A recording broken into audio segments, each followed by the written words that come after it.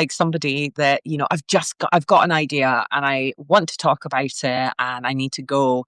And all of these like little interruptions, maybe like a super neurodivergent kind of thing, um, little distractions just throw the vibe off the stride. Anyway, so I'm here now, and as I say, like because I'm having to hold one now, um, I might still be a little bit off stride. I've literally just come off the bike. So I've been doing spinning. I'm spending most of my time quite rested. Like the beginning of the year for me personally is going to be very much about rest and recovery and doing sort of like background work and everything. Last year was quite hectic with like building website, building out the courses and stuff, because I am not someone who can build build a course, teach and promote at the same time. I just can't. Like, when you're a single parent as well, autistic, ADHD, all the things. It's like this. So anyway, I built on my courses last year. So now the beginning of this year, and this year is the time where I'm able to just like tap back into the thoughts again and tap back into the things that I'm naturally good at teaching. And the beginning of the year, January, is like, so like when I was a personal trainer, January was the time where I would kind of like take a step back, and I would ease into work probably later on in January or in February, after the initial rush has went. In part because like weight loss stuff is just not my jam. Not because like I can't do it. I know how to do it. It's just not. It's not my thing at all. Don't enjoy it. Not in the slightest.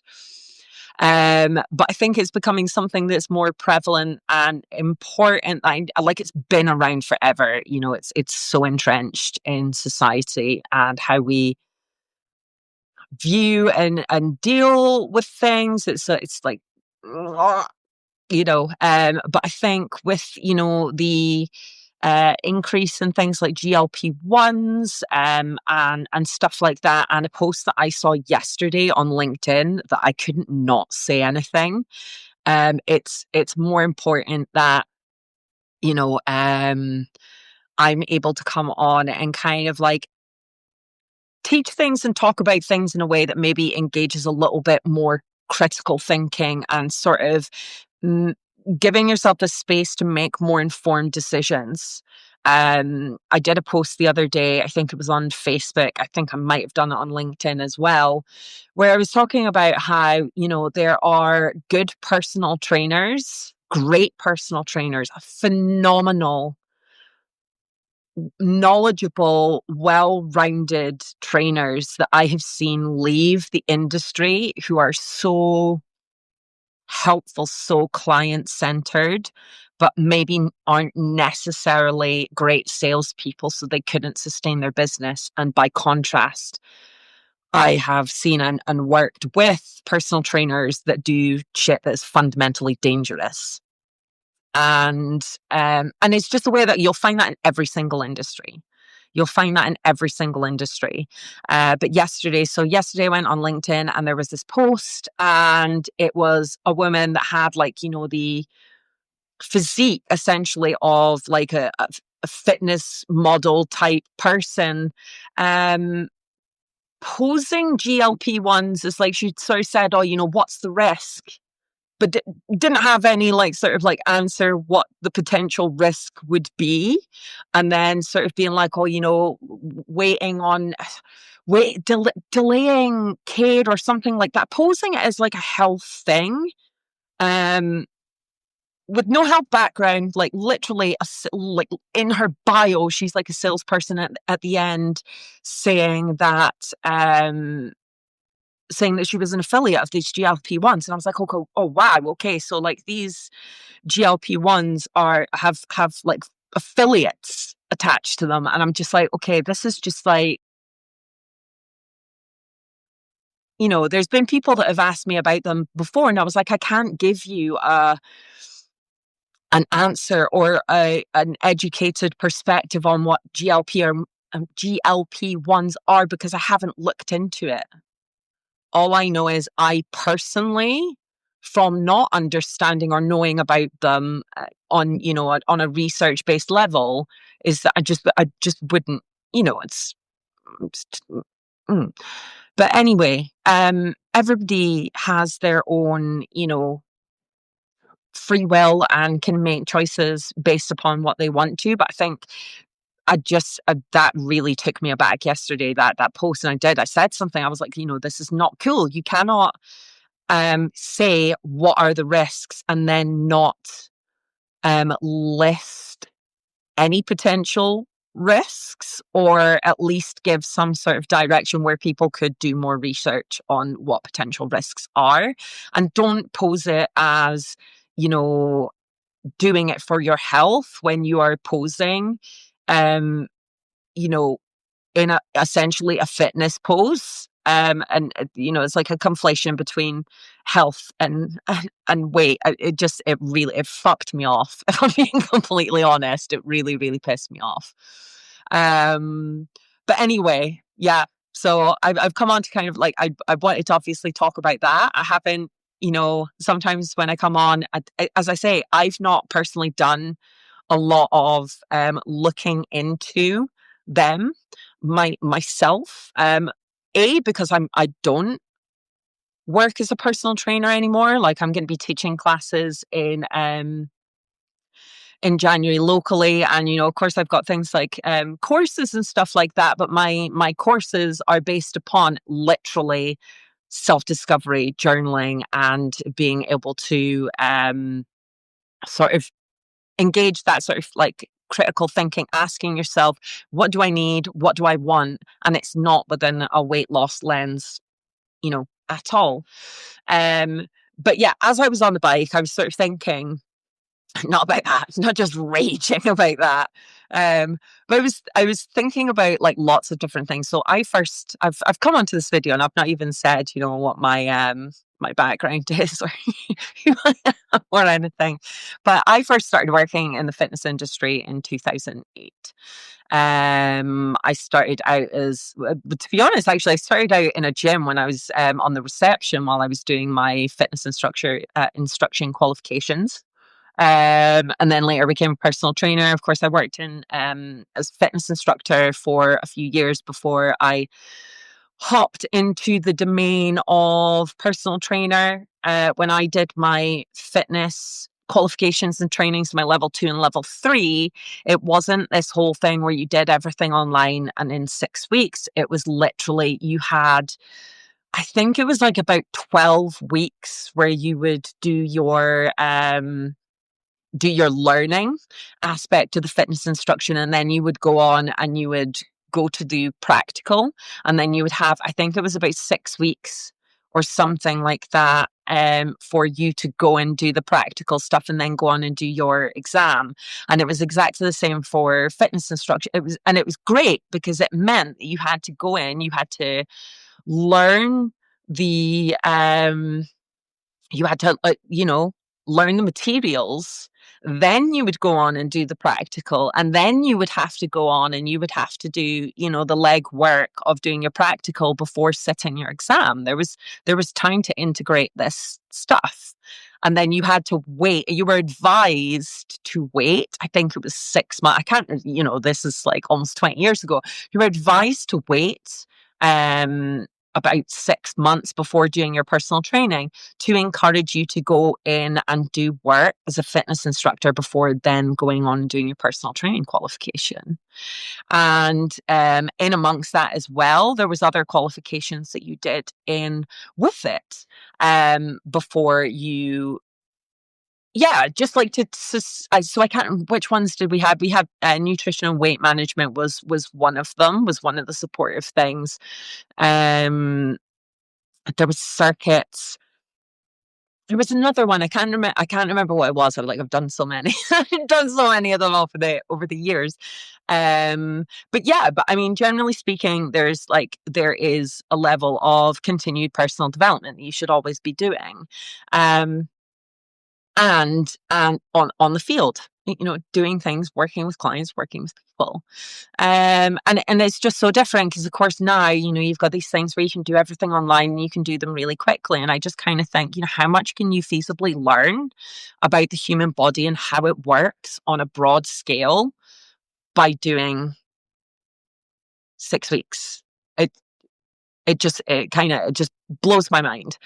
Um, but yeah, so back to where I was at. I was on the spin bike, and I was thinking about, I'm going to be taking the year quite slowly going into it. At the same time, I'm someone that can fatigue myself with my thoughts, with my brain. Being autistic and ADHD, my brain is almost constantly going, and I can physically exhaust myself with my thinking.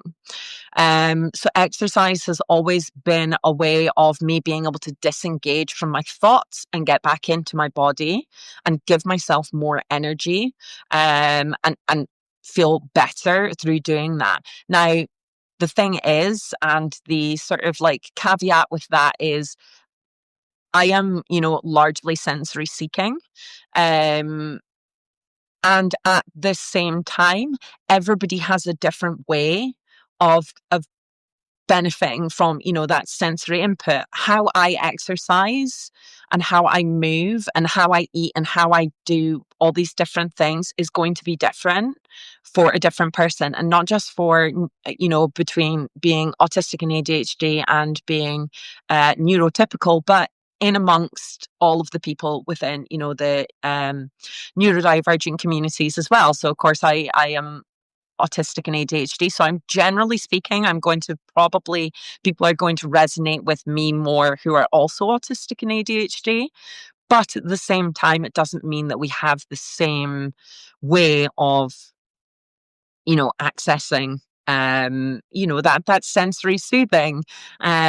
So for me, when I'm teaching, or when I'm teaching my courses, or when I'm, writing programs or anything like that, I'm doing it kind of from the perspective that, I believe that you can do anything that you want to do. If there's a certain thing that you want to do, a certain type of exercise, I always think you're going to benefit more from doing something that you genuinely want to do and you genuinely want to take part in, and reverse engineer that to get whatever other exercise supportive wise that you would need, rather than going and doing something that you think you should. So from working within the fitness industry for such a long time, January is the time where people will have ideas. They'll come in to a consultation, have an idea of, this is what I should be doing. So I want to do this because I think it's going to get me, to this place. So running is a really, really common one. Or, going into the gym and doing, 15 minutes on a cross trainer, 15 minutes on a treadmill, 15 minutes on a rower, and that kind of being the thing. Now, over the years, of course, it's started to branch out, and more people are talking about weight training, which is awesome. When I first started out in the gym and when I first started out in weight training, there was a lot less females in the weights area, but it was the females that made me want to do it. There was a woman that I worked with in my first gym, and she probably would have been the same age as I am now. And I was like, she is cool. I want to be like her. And that kind of like piqued my interest of doing weight training. So it's great that everybody's getting into that. But again, there's nuance to it. Not everybody's gonna love it. And there's different ways of approaching it.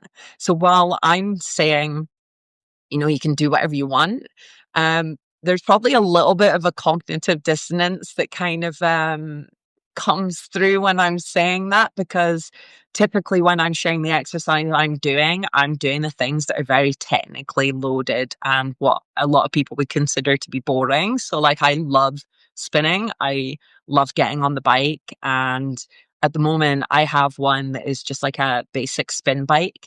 It's even better when you can get one that has like the screen that will tell you, the time and the power output and the RPM. Love stuff like that. I also love doing things that I'm one of those people that does love running. Like I do get that runner's high. It doesn't mean I don't find it challenging. And I also love to weightlift. I'm also someone that if I understand the benefit of something, I can do something that is boring or that I don't necessarily like if I understand why. But for a lot of other people, it might be doing things like going dancing. Like for me, dancing is like, I love the idea of it. I would love to be a good dancer, but I'm just not. So it's my idea of personal hell. In my career, I trained in two types of dance classes. And in one of them in particular, I remember crying a lot. I mean, I don't know whether I am, what's the word? I don't know whether I am dyspraxic, but in terms of like coordination, for me, coordination is trained. I train it in, rather than it being something that's naturally something that I do. Um, but yeah, so I've kind of went all over the place, but I thought it was good to just kind of come on and brain dump some of the things that I'm thinking. I think when I've got doing more posts and things are and I'm getting more questions coming through, it'll be easier for me to direct videos and posts and stuff that kind of address questions or things that come up in line with my what I'm thinking and my thoughts and stuff like that. um a lot of them obviously I do go through in my courses and stuff like that, because for me what I found is there's a lot of things that I do that are counterintuitive.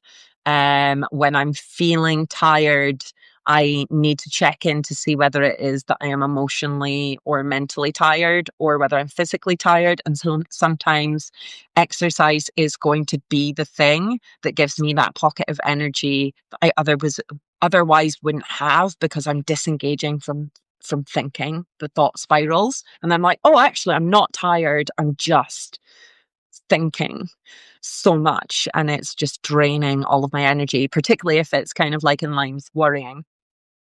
Um, so that can be something, but I think something that will probably unfold a little bit over time, and the more that I'm doing videos and stuff like that, is things like the aspects of things like hypermobility as well. So I was thinking about earlier on, like, if I'd known that I was autistic and ADHD and all the comorbidities that come with that, I probably wouldn't have blown out both of my ankles in my teens and my 20s. Um, and, there's the things that happen when, you get really excited about fitness and you're like, go, go, go, go, go, go, go. And maybe get injured or, burn out because you've gone too hard, you've lifted too heavy, you've went past a range of motion that you maybe do have, but it's overstretched or pulled the muscle. There's all these different things that kind of feed into it, where you'll come across people that'll tell you what you can do and you can't do, some of which are qualified professionals that you maybe need to go and get more than one set of feedback from. Because I know that I went to a physio last year, and I mean, they were just like, they were horrendous. I basically went in and I said, this is what I'm dealing with. This is the background that I have. So this is why I understand kind of what's happening, but I don't know what to do from this point. So this is why I need you.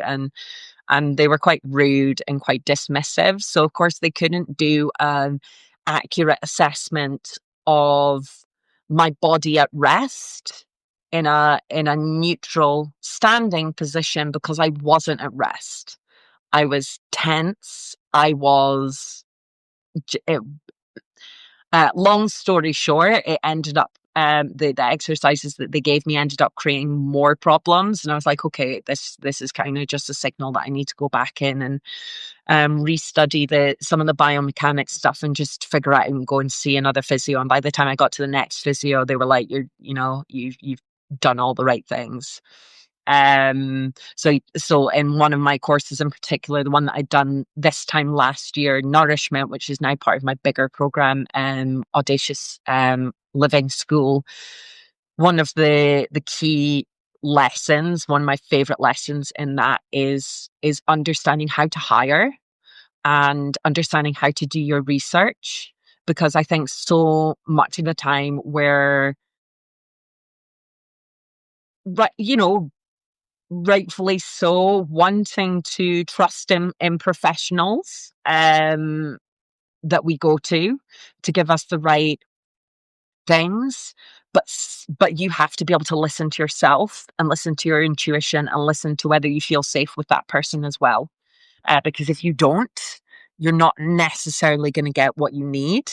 And there are going to be different professionals qualified in different levels and aspects of things as well. So when you're picking trainers, when you're picking physios, when you're picking dietitians, when you're picking, anything in round, anything really, what you want to do is you want to kind of take your time and follow what somebody's doing before you make a decision.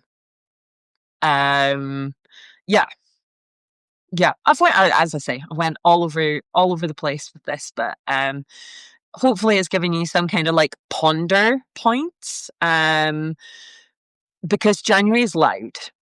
January is loud when it comes to fitness and when it comes to shoulds and things like that. So I think if I was to summarize, it would be that there aren't any shoulds. There's always flexibility. There's a way of doing things where you can find things that both meet your needs, meet what you truly actually want to do. But it's not always going to come from one person. It's not always going to come from one school of thought. And things like fitness, food, lifestyle becomes infinitely more enjoyable when you can engage your pattern seeking skills, your sensory, over sensitivities, under sensitivities, and work with them instead of against them, and make it something that becomes like a special interest in itself. Like it moves you away from a goal that is rooted in something like an arbitrary number attached to like weight loss, and instead to something like, how can I make the actions themselves so enjoyable, so mine, that I want to do it, that I want to be there, to the point where you maybe even have to kind of be like, maybe I need to chill out. I need to chill out a bit. Oh yeah, because that was another thing I was thinking about on the bike was it's where the universe really kind of like, I had my back. I was getting frustrated because I was having technical issues with a podcast that I was going to be on. And it was with someone that, had wrote books in the fitness industry. So I was like, oh, this will be really cool. But they didn't want to listen. So anytime I was going to say something related to how I approach fitness and nutrition that is specific to being autistic and ADHD, they would keep on being like, no, but everybody does that. And I'm like, you haven't listened to the context. You haven't taken the time to understand why. And so I was like, okay, this is pointless. But what I'd been talking about was, okay, so quite a lot of the time, people use music. We can use music to, motivate us and engage us in exercise. Again, not everybody, but, in terms of like, say, spinning was like one of my favorite things to teach and to do. So it's like massively stimmy for me. But everybody has a different class. Everybody teaches differently. And this can be right down to the music. Because so you could have somebody that maybe teaches in a way that really registers with you, but the music, you're just like, oh, no, I can't get on board with this at all. And kind of like vice versa. You could have someone that has like a banging playlist, but they teach and you're just like, oh.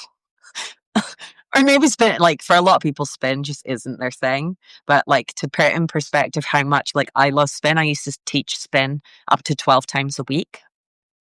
Um, and at one point, I was the head performance cycle coach for a boutique cycle studio in London. So it was based on, so like I'm not one of the ones that's like I did do some choreographed classes, but the super dancey ones, like it just wasn't my thing. I love the performance based cycle, the stuff that was, based upon like velodrome style cycles. So, one of the places I used to do, so I would do like an endurance cycle, I would do a power based cycle, and then I would do mixed performance. I was actually supposed to do a team teach with Sir Chris Hoy for the launch of the studio, but that's when my mum had went into intensive care and stuff. So obviously, like I couldn't do that. But still like cool sort of thing. I still met him. I just didn't deliver the actual class. Oh yeah. So getting back to the point. So with that, so like music was always like a massive thing for me. Anyway, last year was when like I learned how to DJ and stuff, because when I was at school I wanted to be a sound recording engineer. But school wouldn't let me do higher physics without higher maths, even though I needed higher physics and only standard grade maths. That's a different thing. So spin was my way of kind of like being able to, engage those two really stimmy special interests, passions, and things like that. So when I was trying to explain to this person that I was on the podcast, was that this wasn't a case of using the music just to kind of keep a pace. How it varies for me is the fact that if I have really good music that I really love, I have to be mindful at the same time that I am not completely overriding the energy I actually have available to do the exercise at that level. So I purposely use music, not only kind of like as a motivator and a driver in whatever exercise that I'm doing, but also being mindful of what energy do I actually have available to do this workout, and making sure I'm not using something that is going to make me go for it and use all of my spoons, leave me with nothing. Which kind of feeds into what I'd said earlier on about, I can do exercise that I'm not fussed by, don't really enjoy it if it serves a greater purpose and I understand. And that's just like, the former athlete in me, and just like I love the really intellectual problem solving, solution finding aspect of that. Yeah, because I used to be a bodybuilder. I used to be a competitive bodybuilder as well. So yeah, but that's probably another story for another day. But I hope that's kind of given some sort of like insight into, some of the things that you can kind of think of, or, um, yeah, just kind of thinking points. There's going to be a lot of people out there that are going to be telling you that it's like, this is the thing to do, or, there's always trends. I don't know what the latest trends are other than GLP ones, which I, raged about at the beginning. But things like protein and like fiber and stuff like that, you remember these things get cycled in trends, and things can be so much more balanced. So I think if you really, really, really want to have a different approach to things coming into this year, that are not based upon fixed programming or doing something that feels miserable. I did a bit of a sassy post the other day. I think I only did it on Facebook. Probably out of fear. Um, yeah, it was just kind of like, well, what was it I said? But yeah, like, because yes, yeah, that's it. So it was kind of like, the whole existential kink. There's the reason why so many, or one of the reasons, sorry, and it can't be like, straight down the line, but one of the reasons people have such a fractured relationship with food, exercise, and their bodies is because it's sold that way. It's kind of like, you can do this thing that requires huge amounts of willpower. It's got to feel miserable. You've got to show up no matter what, and it's all. And it doesn't matter if you fail at this because we'll have another solution in like next month or next year, and it's just this cycle of just misery, basically. So if you can sort of take that time to sort of be able to detach from the noise, from all the things, and be like, how true is this for me? Is this something that I want to do? Um, everything, everything can change. Um, you have so much more power and agency in these things than you're led to believe. And you can make small changes and make such a huge difference when you overhaul everything and believe that everything you need to change everything. You don't know what it was that made the difference. So if you start and everything's really aggressive, and you've changed everything, you're not entirely sure which part made the difference. So when you feel like you need to overhaul everything, there was probably one or two things that were making a difference that you could have kept going feasibly, that would have been manageable. And it's all these things that kind of create the associations. But yeah. So I'll do more videos. I'll do more videos, and I'll get more, probably down one line. The more of them I do. I don't know why I'm sort of saying this, because the people that are most likely to be watching this and engaging with this are people that are, autistic and ADHD, or one of the other. So you probably be jumping around on the different topics with me, like, yeah, like, I get this. Yes, this is landing. This is landing. But yeah, so I will leave it there. If you do want to explore, the kind of things that I do, my website is live. The link should be in my bio across all of them. I'm pretty sure I got that locked in last year. It was really important to me to make sure that I had things that kind of went across the board, from free to low ticket to mid ticket to high ticket, so that there was something for everyone. If you have found that you've entered New Year and kind of like went kind of gung ho with it and found it's already a bit much, I do have a free 5-day video series called the 5-Day Reset, which is essentially what I've been talking about, just sort of zooming out and looking at it from a perspective of, what do I want to do? Where do I want to go? How can I kind of build more trust in myself and what I'm doing? So that was really cool. I really like that 5-day program. So that's a good place to start. Yeah, yeah. But I've also got my mid ticket is my plan shop prep. So that's on planning, food planning and things like that. And then Audacious Living School is where I basically put, not everything I've ever created, because there's a lot of stuff to go through to build and add and put together. But yes, I hope you have a good Sunday, and I will see you soon.